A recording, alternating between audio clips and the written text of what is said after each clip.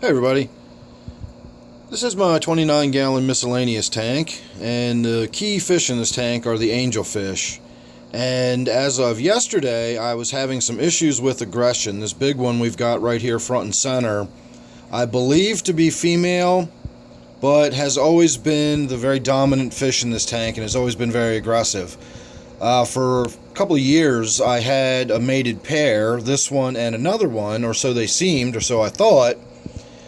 But the other one died, long story short, and this one was in the tank by itself for quite some time. I did have some issues in my actual angelfish tank. This is not what I call my angelfish tank. My angelfish tank is a 55-gallon tank that also has 3 angelfish in it. And a 55 is much more suited to having 3 angelfish as opposed to a 29. This is just a small tank for the angelfish. This is a particularly large angelfish. The other two are smaller. But I don't really have a whole lot of choice. I did a lot of juggling around. Once the aggression started in my other tank, I took this fish out and put it over there and moved some of those fish over here. And I tried combination after combination until I found one that tentatively works.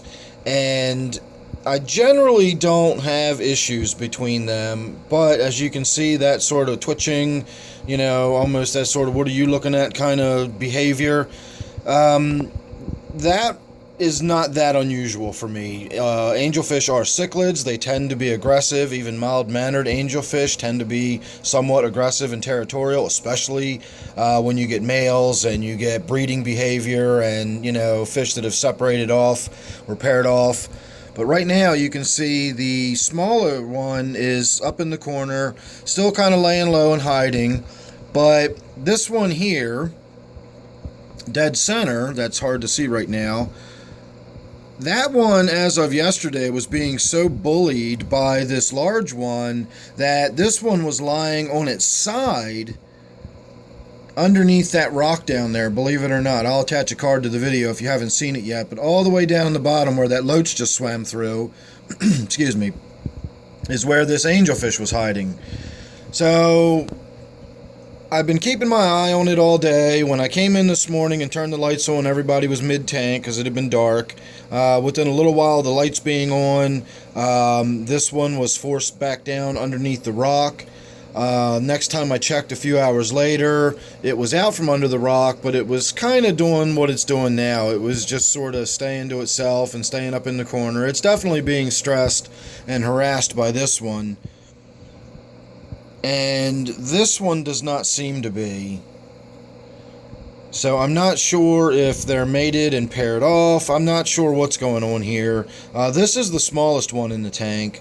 So it's not a matter of simply being bullied by size, because the medium-sized one is the one that's getting pretty much all of the harassment. And it's all coming from this one, just like that. So I'm going to have to keep my eye on this. If this continues much longer, I will have to do something and separate them. One of my viewers did make one recommendation that I've been thinking about. It might be a solution, and it involves removing this aggressive fish from the tank and swapping it with another fish that I have over in my actual angelfish tank and seeing what happens. And it just gets back into what I always refer to as the angelfish shuffle.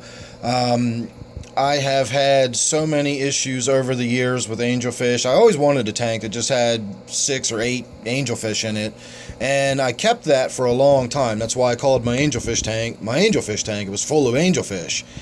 And it was just a constant shuffle of fish. Every time another one would mature and get aggressive, I'd have to move them around. And I've got a good relationship with my fish store. They had no problems with me taking small fish, growing them up for 5 months, 6 months. When they got big and full grown, I could take them back. I'd get store credit. I'd get another small one. I did that for about 2 years, and I probably went through 20 or 30 different angelfish. And I didn't burn out on angelfish, but I definitely satiated myself. I'm not fascinated by angelfish anymore. I do love them. They're great fish, but they can be problematic. They're cichlids. Getting a group of them to live in harmony is not necessarily easy. You can do it.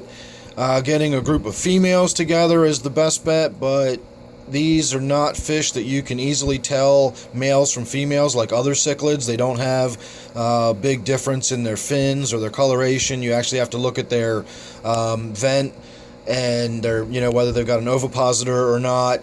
I guess it would be called an ovipositor in a fish. I'm not sure.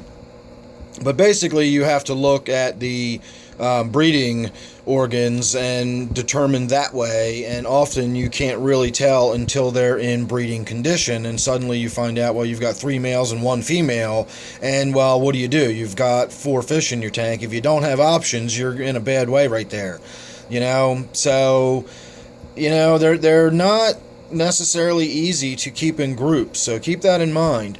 The other side of that coin is they don't have to be kept in groups. These are not schooling fish. If you want to keep a singleton angelfish in your tank, they will be just fine. In fact, I'm sure this fish would be much, much happier if I got the other 2 out of the tank altogether and just let this one have the tank all to itself again. That's not a problem whatsoever with these fish.